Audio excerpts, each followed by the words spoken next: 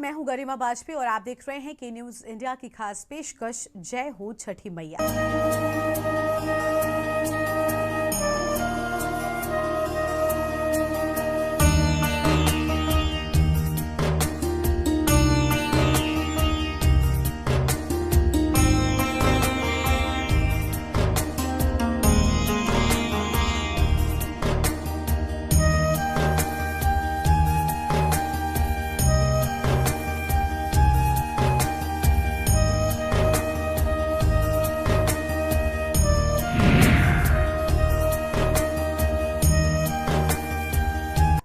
छठ पूजा एक 4 दिवसीय हिंदू पर्व है जो सूर्य देव और छठी मैया की पूजा के लिए मनाया जाता है, जिसका मुख्य उद्देश्य परिवार की सुख समृद्धि और स्वास्थ्य की कामना करना है।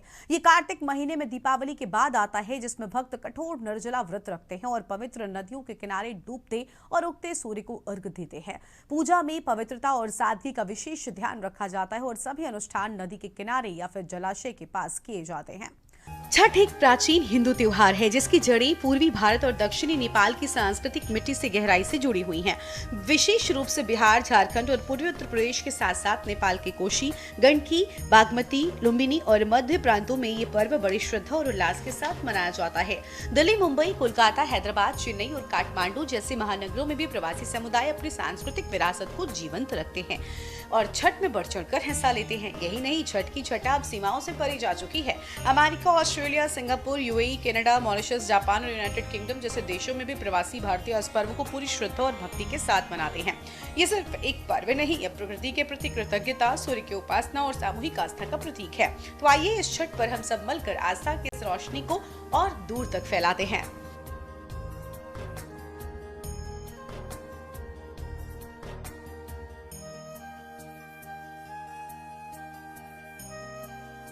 कहाँ होती है छठ की पूजा? सूर्य उपासना का पवित्र पर्व पूर्वी भारत और नेपाल की सांस्कृतिक पहचान, प्रवासी समुदायों की आस्था का प्रतीक। अमेरिका से मॉरिशस तक छठ की छठा,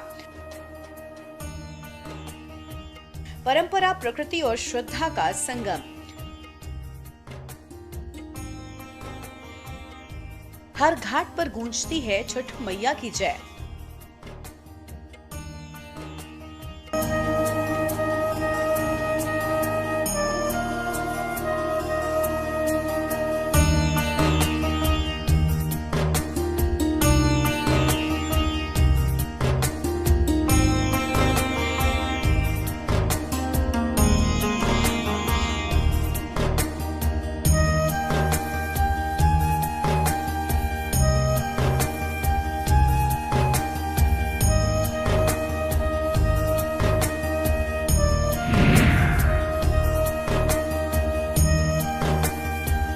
छठ जो सूर्य की आराधना, प्रकृति के सम्मान और जीवन के आधार का प्रतीक माना जाता है। छठ पूजा के दौरान भक्त और देवता सूर्य को प्रार्थनाएं समर्पित करते हैं, जीवन के आशीर्वाद के लिए आभार व्यक्त करते हैं और अपनी व्यक्तिगत कामनाओं की पूर्ति की प्रार्थना करते हैं। इस पर्व में हिंदू देवी छठी मैया की भी पूजा होती है, जिन्हें प्रकृति और सूर्य की बहन का छठा रूप माना जाता है। ये पर्व दीपावली या त्योहार के बाद 6 दिनों तक मनाया जाता है और हिंदू पंचांग के अनुसार कार्तिक मास के शुक्ल पक्ष की षष्ठी तिथि को इसका विशेष महत्व होता है, इसीलिए इसे सूर्य षष्ठी व्रत कहा जाता है। अनुष्ठान 3 रातों और 4 दिनों तक चलते हैं, जिसमें पवित्र स्नान, उपवास, जल त्याग, नदी में खड़े होकर सूर्य को अर्घ्य देना और विशेष प्रसाद तैयार करना शामिल होता है। कुछ भक्त नदी के किनारे साष्टांग प्रणाम करते हुए पहुंचते हैं। ये उनकी भक्ति और समर्पण का प्रतीक है। छठ पूजा न केवल धार्मिक आस्था का पर्व है, बल्कि एक सामूहिक प्रकृति के प्रति सम्मान और पारंपरिक जीवन शैली की सुंदरता की झलक भी है। सूर्य को समर्पित आस्था का पर्व है छठ। छठी मैया की पूजा से मिलती है प्रकृति की शक्ति। 3 रात 4 दिन भक्ति, व्रत और अर्घ्य का संगम। पवित्र स्नान और उपवास से होती है आत्मशुद्धि। सभी भक्त एक समान प्रसाद और भेंट करते हैं तैयार। नदी किनारे साष्टांग प्रणाम में झलकती है श्रद्धा।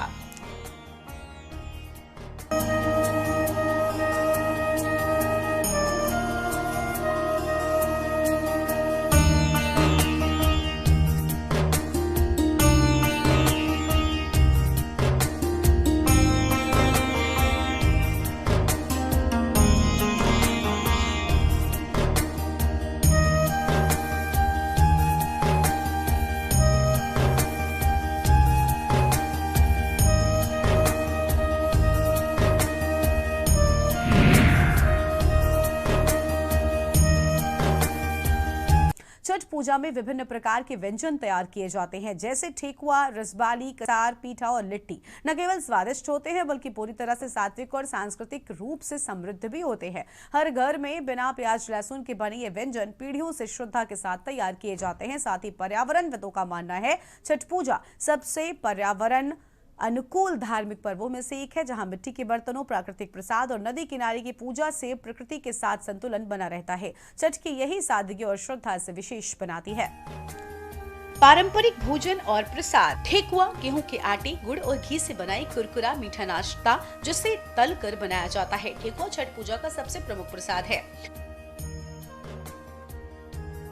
रसबाली मीठे दूध में भिगोए गए चपटे चावल से बनी एक पारंपरिक मिठाई जिसमें इलायची और सूखे मेवे का स्वाद होता है। कसार चावल या गेहूं के आटे और गुड़ से बने इन लड्डुओं को छोटी गेंदों का आकार दिया जाता है और इसे पवित्र प्रसाद माना जाता है। चावल के लड्डू, पीठा, गुड़ और नारियल से भरा हुआ उबला हुआ या फिर तला हुआ पकौड़ा विशेष रूप से बिहार और उत्तर प्रदेश में आम है। लिट्टी हालांकि आधिकारिक प्रसाद नहीं है, लेकिन मसालेदार बेसन से भरी ये भुनी हुई गेहूं की गेंद अक्सर त्योहार के दौरान पारंपरिक बिहारी व्यंजन के रूप में तैयार की जाती है।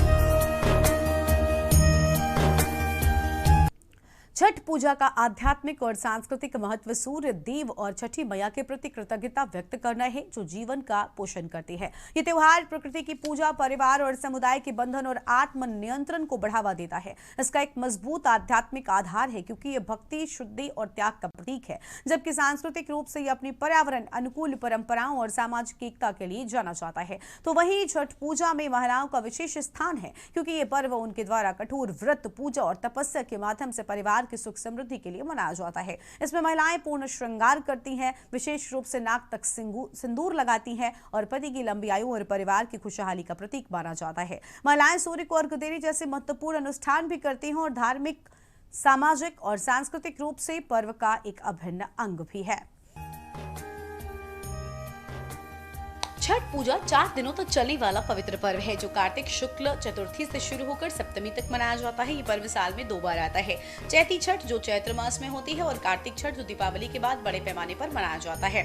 इस पर्व के मुख्य उपासक को पर्वैतिन कहा जाता है। ये शब्द संस्कृत के पर्व से लिया गया है, जिसका अर्थ अवसर या त्योहार है। अधिकतर पर्वैतिन महिलाएं होती है, लेकिन पुरुष भी इस पर्व में समान श्रद्धा में भाग लेते हैं क्योंकि छठ एक लिंग निरपेक्ष पर्व है। पर्वैतिन अपने परिवार की खुशहाली और बच्चों की दीर्घायु के लिए कठोर व्रत रखते हैं, उपवास करते हैं, सूर्यदेव को अर्घ्य देकर आशीर्वाद मांगते हैं।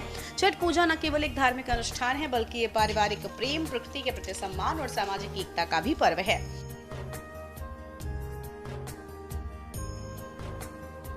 छठ पर 4 दिन की आस्था, 4 दिवसीय आध्यात्मिक यात्रा। छठ के 2 रूप, चैती और कार्तिक। श्रद्धा और समर्पण का प्रतीक छठ। छठ एक लिंग निरपेक्ष आस्था का पर्व, परिवार की खुशहाली के लिए कठोर व्रत, प्रकृति प्रेम और सामाजिक एकता का उत्सव। छठ का पहला दिन पवित्र स्नान से आरंभ होता है। घर और घाट की सफाई अच्छी तरह से की जाती है। सात्विक लौकी भात का भोग बनता है। दोपहर में भगवान को समर्पित पहला अर्पण, मन की शुद्धता का संकल्प। त्योहार के दौरान पर्वैतिन का अंतिम भोजन पवित्रता होता है।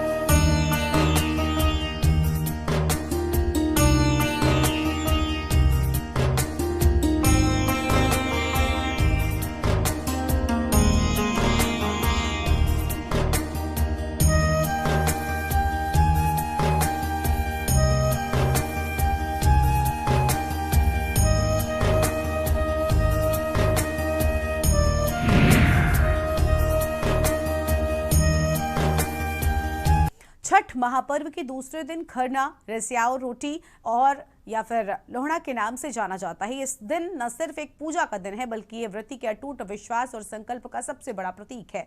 सुबह से ही व्रती बिना पानी की एक बूंद पिए पूरे दिन उपवास रखा जाता है। ये एक कठोर तपस्या है जो शरीर और मन को शुद्ध करने के लिए की जाती है ताकि भक्त छठी मैया की आराधना के लिए पूरी तरह से तैयार हो सके। ये व्रत सिर्फ शरीर का नहीं बल्कि आत्मा का भी शुद्धिकरण है। शाम को जब व्रती का उपवास समाप्त होता है तो वो प्रसाद तैयार करते हैं। ये प्रसाद पूरी शुद्धता के साथ बनाया जाता है जिसमें गुड़ और चावल की खीर जिसे रसियाओ कहते हैं और रोटी शामिल होती है। ये वही महाप्रसाद है जिसे ग्रहण करने के बाद व्रती अपने 36 घंटे के निर्जला व्रत की शुरुआत करते हैं और सूर्यास्त के बाद इस प्रसाद को सूर्य देव और छठी मैया का भोग लगाया जाता है। इसके बाद व्रती इस प्रसाद को ग्रहण करते हैं और इसी के साथ उनके सबसे कठिन निर्जला व्रत के पहले चरण की शुरुआत हो जाती है। ये भोजन सिर्फ एक आहार नहीं बल्कि अगले 2 दिनों तक चलने वाले कठिन व्रत का आधार भी है।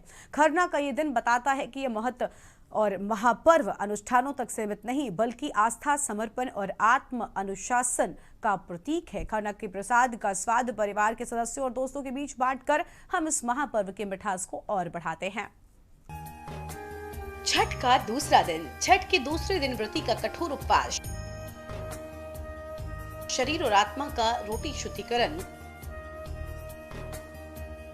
गुड़ चावल की रसियाव का प्रसाद, सूर्य देव और छठी मैया को अर्पण, 36 घंटे के निर्जला व्रत की शुरुआत, प्रसाद बांटकर बढ़ती पर्व की मिठास।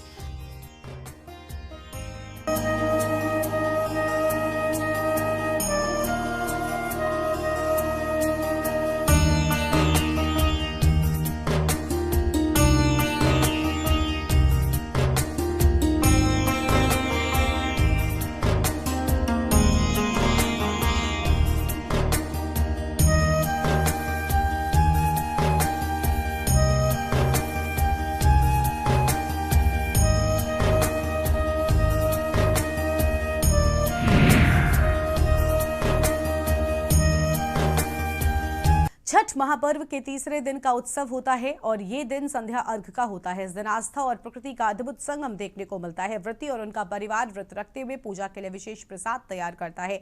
इस प्रसाद में ठेकुआ, चावल के लड्डू, खजूर और मौसमी फल शामिल होते हैं जिन्हें पूरी शुद्धता के साथ बनाया जाता है। बिना नमक और प्याज लहसुन के बनने वाले ये पकवान सिर्फ एक प्रसाद नहीं बल्कि त्याग और समर्पण का प्रतीक है। इन सभी चीजों को छोटी छोटी बांस की टोकरियों में श्रद्धा पूर्वक सजाया जाता है। शाम होते ही व्रती अपने परिवार के साथ नदी के घाट या किसी साफ जलाशय की ओर जाते हैं। वहां व्रती पानी में खड़े होकर डूबते हुए सूर्य को अर्घ देते हैं।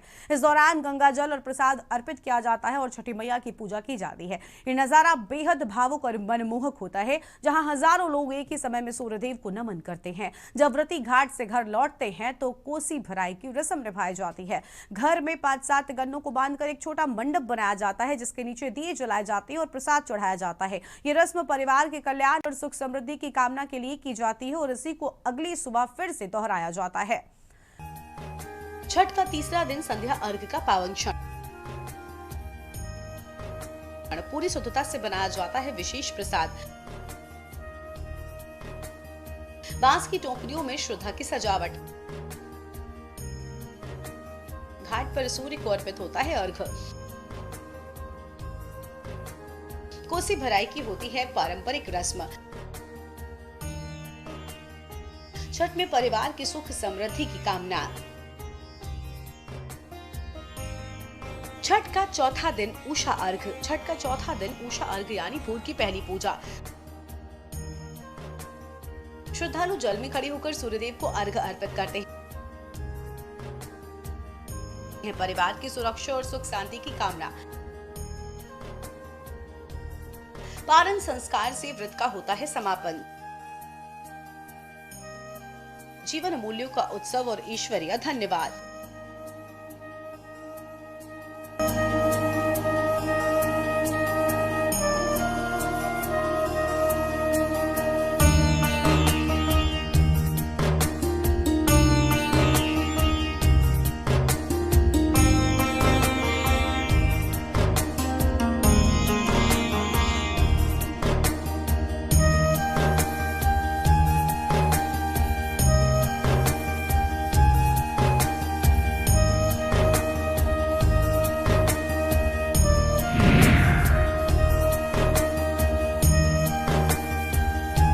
छठ पूजा की संध्या अपने चरम पर होती है। तब घाटों पर गूंजते हैं वो लोकगीत जो केवल सुर नहीं बल्कि पीढ़ियों की आस्था और संस्कृति की धड़कन है। व्रत कथा सुनते हुए हर भक्त की आंखों में श्रद्धा होती है और हृदय में समर्पण। ये गीत और कथाएं हमारे प्यारे पूर्वजों की परंपराओं से हमें जोड़ती हैं और इस पर्व की सांस्कृतिक विरासत को जीवित रखती हैं। आज का दिन हमें सिखाता है कि जैसे सूर्य हर दिन अस्त होकर भी अगली सुबह नई रोशनी लेकर आता है, वैसे ही जीवन की हर चुनौती के बाद एक नई उम्मीद जरूर जन्म लेती है। छठ केवल पूजा नहीं, प्रकृति के प्रति हमारे सम्मान, आभार और आत्मिक जुड़ाव का पर्व है। आइए इन गीतों और कथाओं के माध्यम से हम अपनी संस्कृति को नमन करें और छठी मैया से जीवन में उजास की कामना करें। अनुष्ठान और परंपराएं। छठ महापर्व केवल एक धार्मिक अनुष्ठान नहीं बल्कि एक पीढ़ी दर पीढ़ी चलने वाली परंपरा है जो श्रद्धा, अनुशासन और सांस्कृतिक उत्तराधिकार का प्रतीक है। कुछ समुदायों में ये मान्यता है कि एक बार जब परिवार का कोई सदस्य छठ पूजा करता है तो ये उसका कर्तव्य बन जाता है कि वो हर साल इस पर्व को निभाए और इसे अपनी अगली पीढ़ी तक सौंपे। ये परंपरा इतनी गहन है कि इसे केवल उस वर्ष छोड़ा जाता है जब परिवार में कोई शोक होता है। अगर किसी कारणवश ये अनुष्ठान बीच में रोक दिया जाए तो उसे फिर से शुरू नहीं किया जा सकता। ये नियम श्रद्धा की गंभीरता और परंपरा की पवित्रता को दर्शाता है। हालांकि अन्य समुदायों में नियम इतना कठोर नहीं होता। वहां छठ पूजा को श्रद्धा और सामर्थ्य के अनुसार किया जाता है। ये विविधता इस पर्व को और भी समृद्ध बनाती है। जहां एक ओर अनुशासन है तो वहीं दूसरी ओर लचीलापन भी। छठ की परंपराएं हमें सिखाती हैं कि आस्था केवल पूजा तक सीमित नहीं होती बल्कि ये जीवन के हर पहलू में अनुशासन, समर्पण और उत्तरदायित्व का भाव जगाती है। इतिहास और संबंधित किंवदंतियां।